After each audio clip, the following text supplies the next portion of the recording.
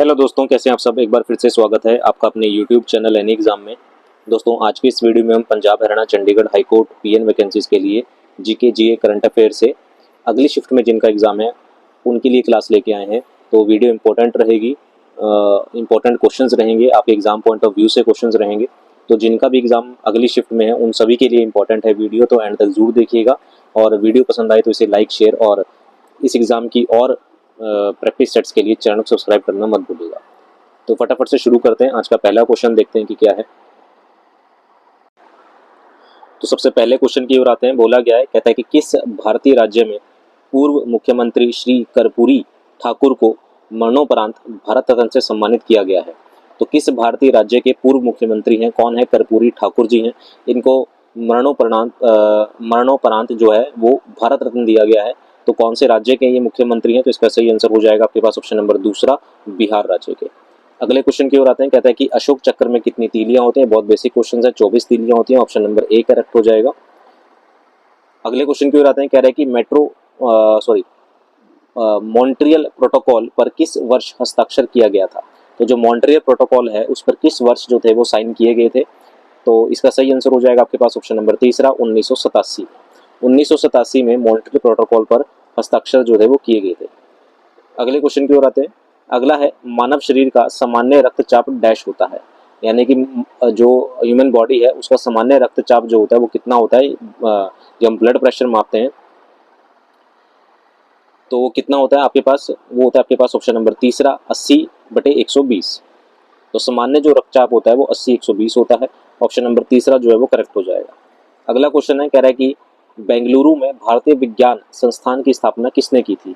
तो बेंगलुरु में जो भारतीय विज्ञान संस्थान है उसकी स्थापना करने वाले कौन थे? वो थे आपके पास ऑप्शन नंबर दूसरा, जमशेद जी टाटा। ऑप्शन नंबर दूसरा जो है वो करेक्ट हो जाएगा।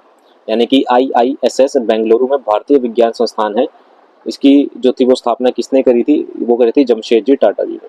अगले क्वेश्चन की ओर आते हैं। कह रहा है कि भारत में किस तिथि को आतंकवाद विरोधी दिवस के रूप में मनाया जाता है? तो कौन सी तिथि है जिस दिन आतंकवादी विरोधी दिवस के रूप में मनाया जाता है? तो वो आपके पास ऑप्शन नंबर चौथा, 21 मई को। 21 मई को आतंकवाद विरोधी दिवस के रूप में मनाया जाता है। अगला है, प्रकाश संश्लेषण के दौरान पौधों द्वारा निम्नलिखित में से किसका उपयोग किया जाता है? जब प्रकाश संश्लेषण होता है तो उसके दौरान पौधों द्वारा किसका यूज किया जाता है? ऑप्शन नंबर पहला, सौर ऊर्जा का। अगला है, पंडित बिरजू महाराज ने 1986 में निम्नलिखित में से कौन सा पुरस्कार प्राप्त किया? तो पंडित बिरजू महाराज जी ने 1986 में, चार ऑप्शन दिए गए हैं, इनमें से कौन सा पुरस्कार जो था, कौन सा अवार्ड इन्होंने प्राप्त किया था? तो वो था आपके पास ऑप्शन नंबर तीसरा, पद्म विभूषण जो था वो इन्होंने प्राप्त किया था। अगला है, उष्णकटिबंधीय पर्णपाती वनों को किस नाम से और जाना जाता है? यानी कि किस नाम से भी जाना जाता है? तो उष्णकटिबंधीय पर्णपाती वन जो है इनको और किस नाम से जाना जाता है? वो आपके पास ऑप्शन नंबर पहला, मानसून वन के नाम से भी इनको जाना जाता है।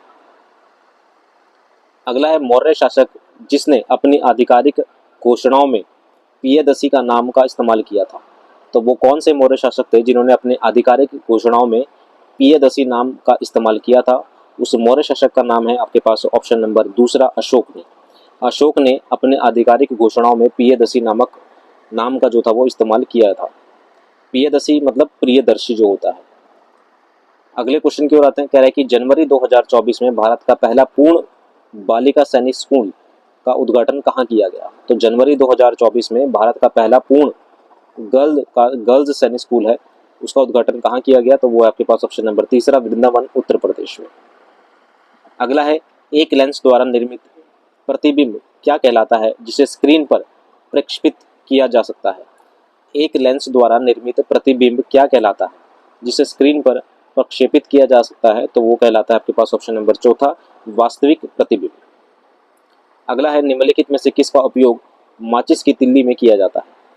माचिस की तिल्ली में, जैसे माचिस का आगे का जो लाल हिस्सा होता है वो क्या होता है? वो होता है आपके पास ऑप्शन नंबर दूसरा, लाल फॉस्फोरस होता है। ऑप्शन नंबर बी करेक्ट हो जाएगा। अगला है, ग्राम पंचायत निम्नलिखित में से किसके अंतर्गत कार्य करती है? तो ग्राम पंचायत जो होती है वो किसके अंतर्गत कार्य करती है? ऑप्शन नंबर दूसरा, ग्राम सभा के अंतर्गत ये कार्य करती है। रेलवे ने सीट अधिभोग को अधिकतम करने के लिए निम्नलिखित में से क्या पेश किया? तो रेलवे ने सीट अधिभोग को अधिकतम करने के लिए क्या इसमें से पेश किया है? ऑप्शन नंबर दूसरा करेक्ट हो जाएगा, आइडियल ट्रेन प्रोफाइल। क्या इसका क्या पेश किया है? आइडियल ट्रेन प्रोफाइल जो है वो पेश किया है। किसके लिए? सीट अधिभोग को अधिकतम करने के लिए, बढ़ाने के लिए। ऑप्शन नंबर दूसरा जो है वो करेक्ट हो जाएगा। अगला है, भारत में सार्वजनिक क्षेत्र के उद्यमों में विनिवेश प्रक्रिया किस वर्ष शुरू हुई? तो भारत में सार्वजनिक क्षेत्रों के उद्यमों में विनिवेश प्रक्रिया किस वर्ष शुरू हुई थी? ये हुई थी 1991 में। अगला है, निम्नलिखित में से भारत के आर्थिक क्षेत्र की प्राथमिक गतिविधि का एक उदाहरण है। तो 4 ऑप्शन दिए गए हैं, इनमें से कौन सा जो है वो भारत के आर्थिक क्षेत्र की प्राथमिक गतिविधि का उदाहरण है? वो है आपके पास ऑप्शन नंबर पहला, वानिकी। क्या है? वानिकी। ऑप्शन नंबर ए जो है वो करेक्ट हो जाएगा। प्राथमिक क्षेत्र कौन से होते हैं? जो कच्चे माल के स्रोत होते हैं। ऑप्शन नंबर ए इसके अंदर करेक्ट हो जाएगा। अगला है, पेरिस 2024 ओलंपिक खेलों का शुभ अंकर क्या है? तो पेरिस ओलंपिक जो 2024 ओलंपिक खेल हैं उनका शुभ अंकर क्या है? वो है आपके पास ऑप्शन नंबर दूसरा, द फ्रिजेश। क्या है? द फ्रिजेश है। पेरिस 2024 ओलंपिक खेलों का उद्घाटन समारोह फ्रांस के पेरिस के सीन नदी के तट पर धूमधाम से जो था वो किया गया था। तो कहाँ पर किया गया था? फ्रांस के पेरिस में सीन नदी के तट पर ही किया गया था, और इसका जो शुभ अंकर है वो है द फ्रिजेश है। अगला है, कहता है कि an uncommon love the early life of Sudha and Narayana Murthy किसने लिखी? तो एक बुक का नाम है, कौन सी है? द अनकॉमन लव है। The early life of Sudha and Narayana Murthy, ये बुक किसके द्वारा लिखी गई थी? ऑप्शन नंबर तीसरा, चित्रा बनर्जी दिवाकरुणी के द्वारा ये लिखी गई थी। किसने लिखी थी ये? चित्रा बनर्जी के द्वारा ये लिखी गई है। अगला है, कोशिकांगों का निम्नलिखित में से कौन सा भाग कोशिका द्रव्य में नहीं पाया जाता? कोशिकांगों का निम्नलिखित में से कौन सा भाग है जो तो कोशिका द्रव्य में नहीं पाया जाता? वो है आपके पास ऑप्शन नंबर तीसरा, कोशिका झिल्ली। रक्त के थक्के के जमने के लिए निम्नलिखित में से कौन सा विटामिन है? सिर्फ बेसिक सा क्वेश्चन है तो विटामिन के जरूरी होता है। ऑप्शन नंबर ए करेक्ट हो जाएगा।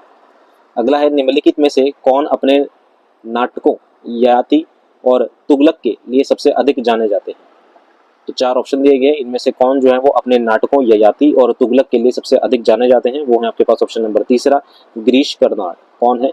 गिरीश कर्नाड। अगला है, निम्नलिखित में से किसने चेचक का टीका विकसित किया?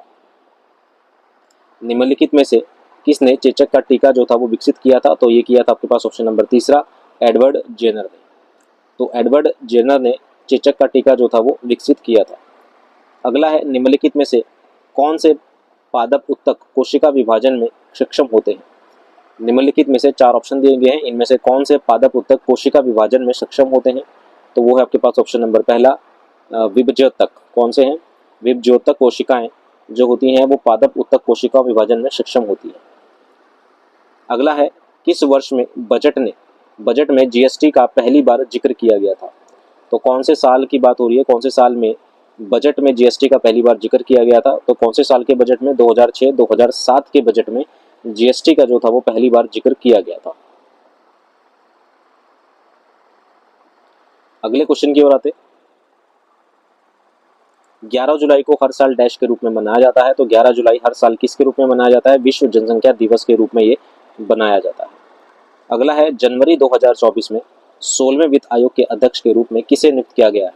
तो जनवरी 2024 में 16वें वित्त आयोग के अध्यक्ष के रूप में किसे चुना गया है? वो है आपके पास ऑप्शन नंबर चौथा, डॉक्टर अरविंद पनगड़िया को जो है वो चुना गया है। ऑप्शन नंबर चौथा जो है वो करेक्ट हो जाएगा। अगले क्वेश्चन की ओर आते हैं, कहता है कि विश्व व्यापार संगठन WTO की पहली महिला और पहली अफ्रीकी महानिदेशक कौन बनी? तो विश्व व्यापार संगठन यानी कि WTO की पहली महिला और पहली अफ्रीकी महानिदेशक कौन बनी है? ऑप्शन नाम है आपकी इनका, ऑप्शन नंबर तीसरा, नोगोजी ओकोंगजो इलेवा। नोगोजी से याद रख लो भाई, नोगोजी जो है वो विश्व व्यापार संगठन की पहली महिला और पहली अफ्रीकी महानिदेशक के रूप में इनको चुना गया है। अगले क्वेश्चन की ओर आते हैं, कह रहा है कि 69वें फिल्म फेयर पुरस्कार 2024 में अग्रणी भूमिका पुरुष और महिला में सर्वश्रेष्ठ अभिनेता अभिनेत्री का पुरस्कार किसे मिला? तो 69वें फिल्म फेयर पुरस्कार 2024 में सबसे अच्छे अभिनेता और अभिनेत्री का जो अवार्ड मिला है ये मिला है ऑप्शन नंबर पहला, रणबीर कपूर और आलिया भट्ट को। निम्नलिखित में से किसने कलकत्ता यूनिटेरियन सोसाइटी की सह स्थापना और ब्रह्म समाज की स्थापना की थी? तो किसने कलकत्ता यूनिटेरियन सोसाइटी और की सह स्थापना और ब्रह्म समाज की स्थापना की थी? वो की थी राजा राम मोहन राय ने। ऑप्शन नंबर पहला जो है वो करेक्ट हो जाएगा। तो दोस्तों ये थे हमारे पास आज की वीडियो के 30 इंपॉर्टेंट क्वेश्चंस। उम्मीद है सभी के सभी क्वेश्चंस आपको जो है वो पसंद आए होंगे, इंपॉर्टेंट लगे होंगे। ये सभी के सभी क्वेश्चंस अगली शिफ्ट में जिनके एग्जाम है उन सभी के लिए इंपॉर्टेंट हैं। अगर आप मैथ की क्लास चाहते हैं तो कमेंट करके ज़रूर बताइएगा। कमेंट में अगर आपके कमेंट आएंगे कि मैथ की क्लास चाहिए तो मैं आपके लिए मैथ की क्लास भी लेके आऊँगा। अभी के लिए इतना ही रखते हैं, मिलते हैं अगले पार्ट में। Thank you very much.